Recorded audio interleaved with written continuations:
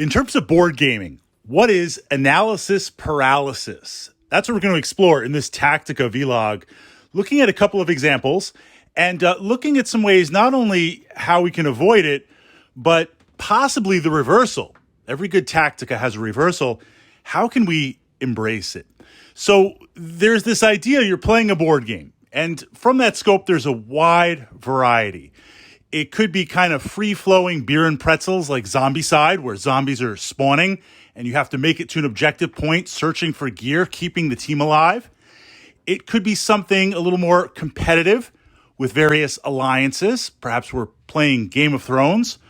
Or it might be something where really we're just managing resources and looking to expand and build, going something really, really old school like Settlers. But there's this idea when it's your turn, how do you make a decision? What is the correct decision to make? And from that perspective, we need to look at this idea of randomness, knowledge or information that we have in the moment, and just how much the game can change. Now, naturally, I want to win. I'm going to do my best to win. I also want to have a good time and create some memorable moments. So I'm not going to play the kingmaker. I'm not going to metagame everything, but I'm going to try and give you the best and absolute game, the best absolute Tactica that I can. When it's your turn, analysis paralysis is where it's your turn to go. And with the exception, I would say most games, there is not a time limit. I mean, I can counter that and say a game like Space Hulk, there is a time limit where the player controlling the Space Marines versus aliens on this giant kind of derelict spaceship, the alien player, the Xenos player, gets to spend as much time as they need making their plans and their tactics. When it's the Space Marine player's turn, they flip a little egg timer hourglass. I think it's about 3 minutes in total, roughly, give or take. But the idea is this represents the fluidity of the situation and how fast you have to decide. Most games, I would say most games, there is no rule. How much time do you need to make a decision? You're allowed to sit there and think and consider if this happens, if that happens, if I do this, if I do that. But the paralysis, that's the analysis part. The paralysis is where you don't know what to do. And do you make the right decision? Do you make the wrong decision? How do you know? Not only does it take a significant amount of time, but this idea of shutting things down where you're not even able to make a decision, or you make the wrong decision, or you wonder about it. And the challenge with this paralysis is that it intensifies every single turn. So it's my turn. I'm analyzing it. I'm figuring out what to do. I'm not really sure. Is it the right decision? I make the decision. Now you go, another player goes. It goes back around to my turn. I'm still back there thinking of my previous decision, the paralysis of it. Did I make that decision? Well, now I'm trying to make the next decision. Am I missing out on opportunity? So from that perspective, how do we deal with it? Well, the first depends on the game itself. And there's a wide spectrum of board games. Some are very random. Roll some dice, see what happens, and there you go. An example of that, and if you've been following my board gaming playlist, you know it's got its own dedicated playlist here on the channel. You know that I love Talisman. I've got a lot of great gaming hours invested in Talisman, but it is kind of roll and move. You have your character, you roll a d6, you get a 5, you can move 5 spaces to the left, you can move 5 spaces to the right. Maybe I can get a reroll or boost my movement +1 if I've got some gear, but your choice is this or that. You land on a space, then you've got a deck of adventure cards, and you draw an adventure card. Maybe it's a monster to fight. Maybe it's a follower to try and get. Maybe it's an encounter. Maybe it's some magic gear. Maybe it's roll another d6 and see where you randomly get teleported. You really can't control much in that game. It is extreme random. Now, there's a few things that we can do to get a reroll, magic objects, but the analysis is, in the moment, what is the best decision I can make based on literally that dice roll? Now, if we go to the opposite side, going real old school, something like Settlers, you get to really analyze and see tactically, well, as I radiate out with my roads and with my villages and cities, I can only go so many places. Likewise, based on the distribution of the resources, what am I going to get? What do I need to build? Who got hit by the robber?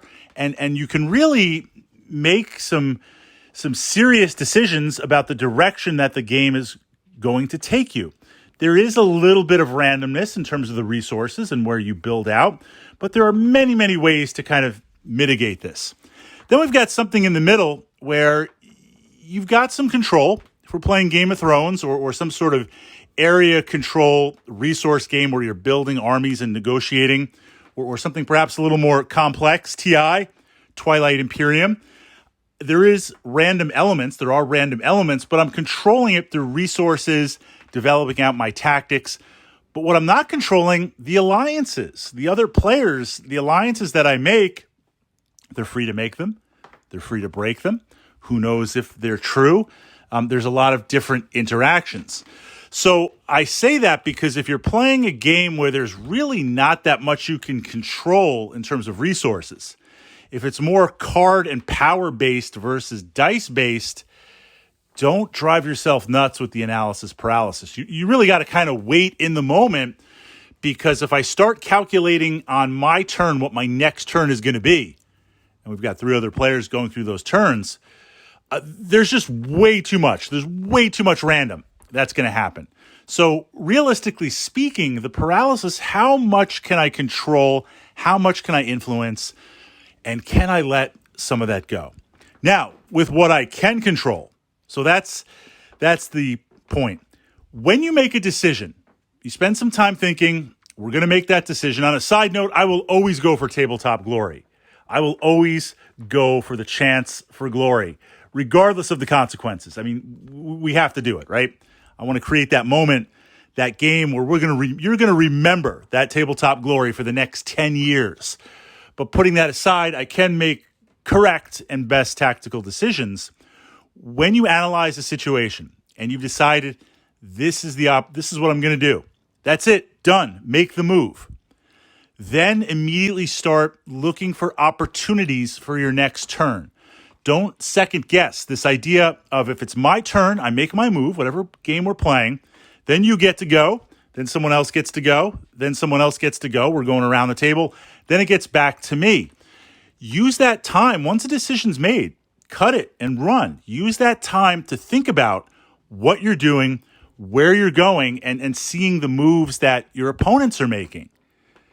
Use that time, make that time. That's where the analysis comes in. Don't let it paralyze you. Now, how do we kind of reversal? What's the reversal for this? If I'm making somewhat good tactical considerations, and the more, I'm not saying don't think about your moves, but the more you get wrapped up in it, the more you possibly miss opportunities. Or I can kind of take you ideally and focus your insight in your direction in another area. You try to throw up as much random as possible. If there are powers, if there are cards that I can use, if it's possibly opening up a small attack on another front, if it's offering an alliance with a player that, look, I know they're not going to make an alliance. I know they're not. But publicly, if we're doing TI or a game, then I'm going to try and make that alliance. I know they're going to shoot it down, but by publicly declaring it and making that intention known, well, what other alliances is Fritz thinking about? What else are we going to do? So throwing up random to encourage the other players in a good way, it's all in good tabletop spirit, to have them wasting their time analyzing and being paralyzed by minor details and stuff that's just tricknology. It's not even real. By doing that, they make mistakes. Counter to that is, can you be in a position to take advantage of the mistakes? And to counter the counter, can you see the mistakes that they make tactically in the game? Likewise, when you make mistakes, and we all do in many ways, a board game, whether you're playing against other players or if you're playing co-op against an AI system, the dice do influence it, even with Tactica to get re-rolls and bonuses and influence dice. But generally speaking, it's the player that makes the least amount of mistakes that wins. And the counter to that is the player that can see the mistakes made by an opponent and capitalize on them, they're generally going to win. So I'm trying to minimize mistakes, and I'm trying to encourage you to make mistakes, and can I see those mistakes? Create that analysis paralysis. Get them thinking about everything. Get them wondering what the heck's going on. If I'm dominating a market somewhere in resources and I don't need more iron, can I try and get some more iron? Not that they would know my hand. If they know my hand, then they know, well, Fritz is trying to dominate the iron market. But if they don't really know my hand and I've got enough to build resources, then what if I want to try and trade one or two other cards and get some more iron? Why does he need the iron? Then immediately if I put stuff down, right? So from that perspective, what can you encourage? We want to control it for us and in a good way. It's all in good fun. We want to influence. We want to put that paralysis on the other players.